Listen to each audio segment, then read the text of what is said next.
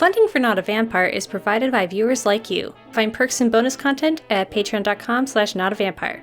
Thank you.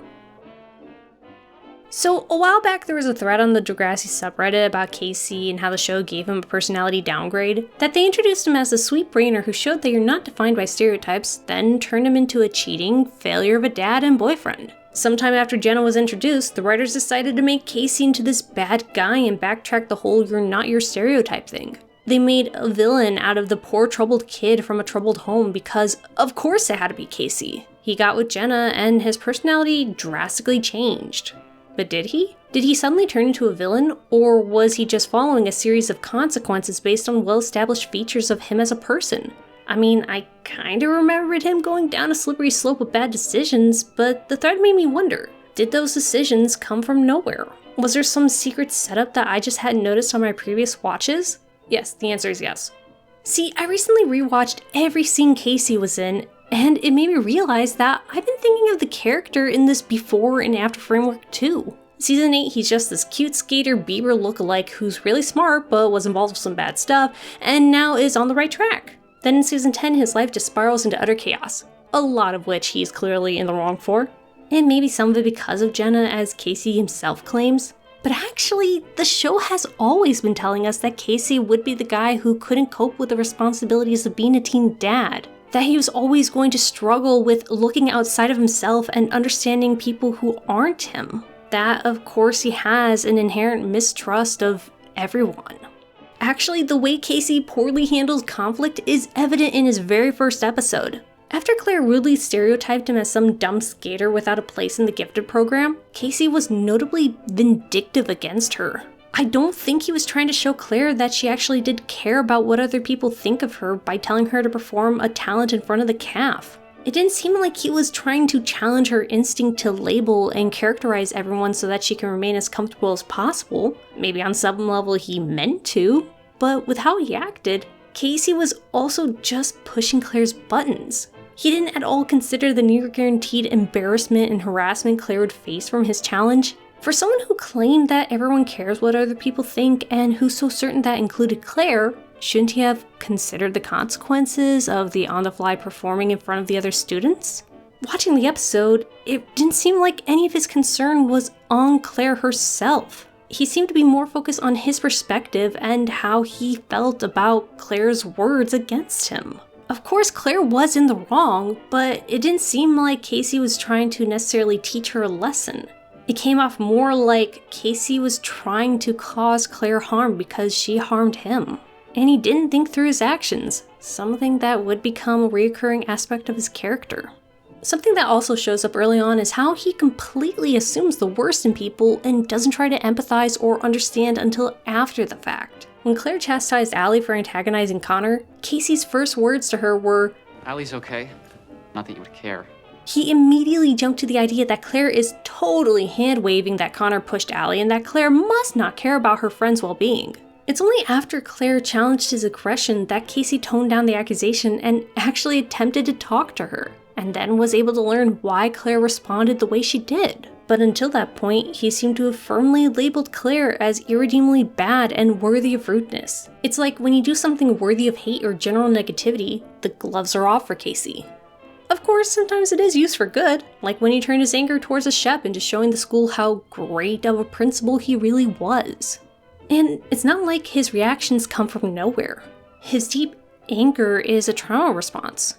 With the dad who wound up in jail, the mom that locked him in a closet to do drugs before going to jail, going to a foster home before they kicked him out, and having to stay at a group home, KC experienced a lot of rejection and injustice. So much so that from his introduction on the show, he basically expects it. That's why he's immediately claws out at every perception of ill done near him. He's just waiting for everyone to either betray, hurt, or abandon him.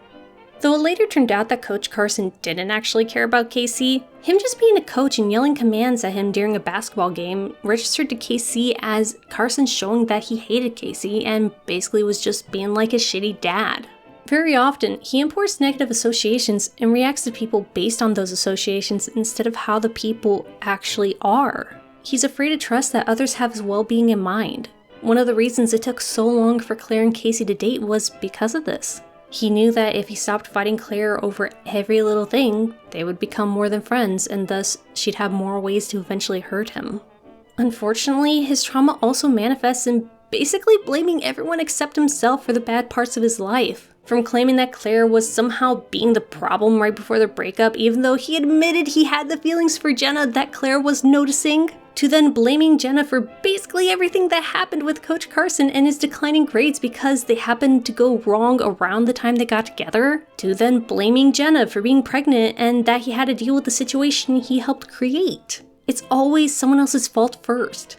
Remember when he asked Claire to help him cheat on the exam and then acted like she was being horrible for saying no? It's cool how you always do the right thing. Good luck. I can totally see him building this perspective from that constantly being the case growing up, but it's something that he needed to unlearn in order to take responsibility for his own actions. And really, seasons 10 and 11 are Casey being forced to grow and confront his trauma habits. And I think that's why people say that his character went downhill. Confronting the worst parts of yourself is ugly. They don't go away overnight. First, you need to want to be better. And because Casey didn't see his faults much of the time, he couldn't accept that he had to get better. So it made dealing with Jenna's pregnancy, his mom re-entering his life, and struggling to be a teen dad all the messier.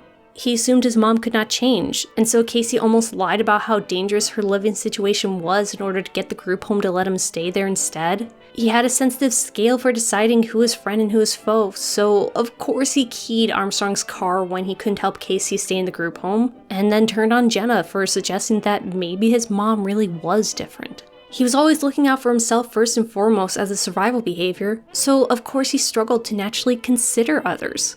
It makes sense why he didn't immediately understand why Next Teen Star mattered to Jenna, and that he had a hard time listening to Jenna's baby prep worries. It also makes sense why he completely missed the part where he was supposed to put together the crib before playing basketball, but then somehow blamed it on Jenna for sending confusing signals when he just wasn't looking at it from her perspective or trying to understand her. You told me to play basketball! He just didn't connect the dots. He just saw it as Jenna let him do the thing that he wanted to do instead. Though he technically wanted to do what's right, he struggled to balance that with his short-term desires. Hence why he cheated with Marisol while also genuinely wanting to be a family with Jenna and Ty. Really, everything he did wrong in these seasons are established early on and have clear through lines from his troubled childhood. But something I think a lot of discussion around Casey misses is how he does eventually grow from the messiness. At first he reacted poorly to Jenna singing about being over him and their relationship, but he on his own came to the realization that her song was her way of processing their time together and it wasn't meant to harm him. That they could kind of be friends given time and room to feel the emotions that came from what they experienced together. And that it's okay for Jenna want to take a different path from him. It's hard, but Casey now tries to give people the chance to show that they've changed. Though his dad was no better than he was before, Casey allowed him to prove it rather than assume the worst. He now understands that if his mom could change, other people might too. Although to be fair, we didn't get a lot of time to see how Casey had grown for the better since he was written out of the show in season 12 and was appearing in fewer episodes before that.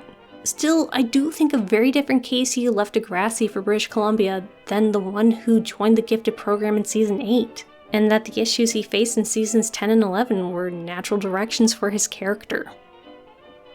That video took a lot longer to make than I intended. I think it's been like a month. If you want to keep up with me and the things that I make, follow me on Matstodon here. I am technically still on Twitter, but I wouldn't rely on that. And check out my Patreon for a copy of the script that I was reading off of most of the time when I wasn't just changing lines and adding them on the fly. And also for my NotAVampyre Lately podcast, where I talk about things that are a little more personal and less to do with channel stuff, I suppose. Thank you very much for consuming this video, and until next time.